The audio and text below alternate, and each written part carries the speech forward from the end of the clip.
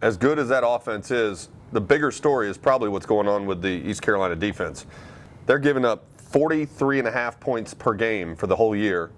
And in the last 4 games, 57.5 points per game. I mean, that's video game numbers.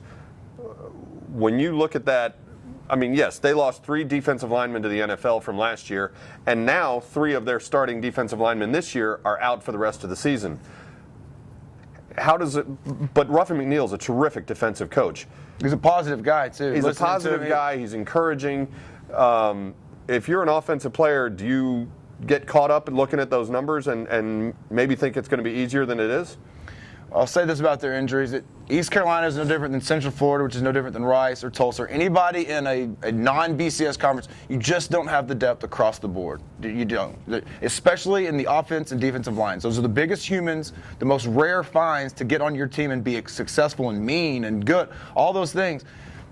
The numbers are just down. East Carolina loses 3 of their defensive linemen in 1 season. It's like Rice losing 2 of their offensive linemen, or SMU losing 2 cornerbacks.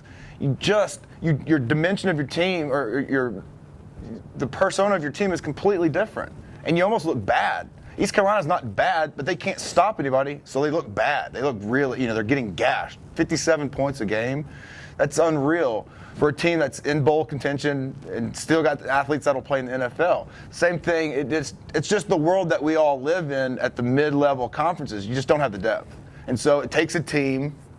It's frustrating because we've seen it for SMU for years. I played on teams that were, at the end of the year, you look at your 3-9 or your 4-7, you think, relatively we're bad, but really we got really affected by this position group or this clump of group. We got down to the backups at this part.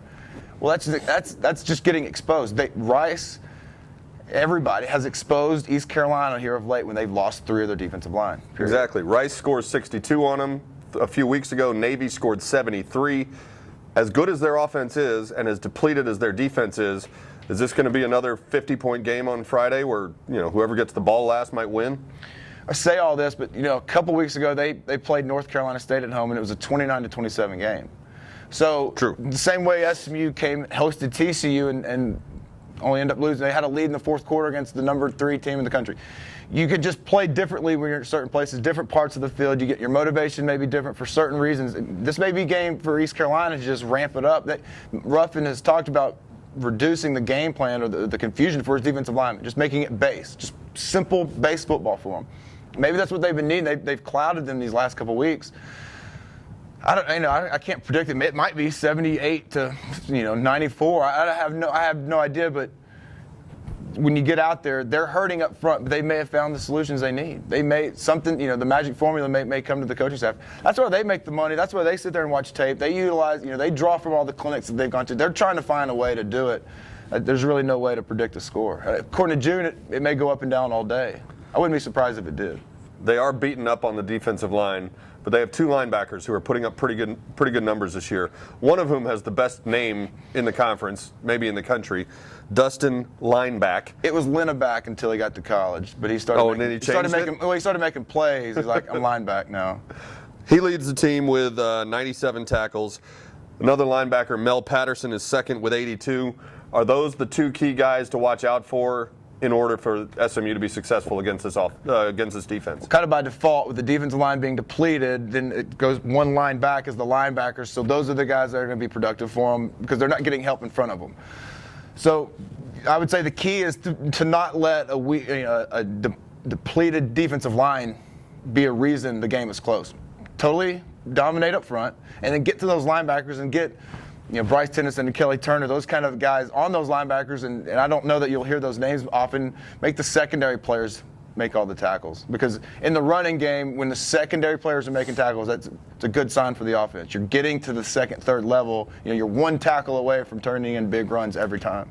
The 2 offenses that have really torn apart that defense the last few weeks, Navy and then last week even Rice, put the option back into its offense and ran wild on this.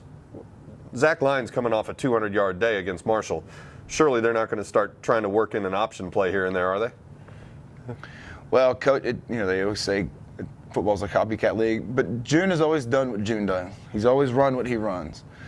That being said, when we played against Hawaii in the turn of the century, there was an option quarterback they employed, and it was maybe 4 touches a game, or a series a game. But it was a dynamic that was different, and we hadn't seen that now since June's 3rd year. We hadn't really seen that guy step up. Maybe he's waiting for the right time to pull that off. Maybe it's a matter of somebody for SMU is going to run an option this week. Maybe it's not Calvin Jones. Who knows? There's just, you don't want to use that. You don't want to show it for June. You didn't want to show that until maybe you absolutely had to. And maybe there's so much. I appreciate June's, call it genius. He'll roll out a couple wildcat looks, if you will, whatever they're calling it. He'll roll out an option quarterback look for this game just because it'll make the bowl game preparations for the opposition's defensive coordinator. It'll drive him nuts. Man, we've got to put in we've got to spend that 10 minutes a day coaching up option.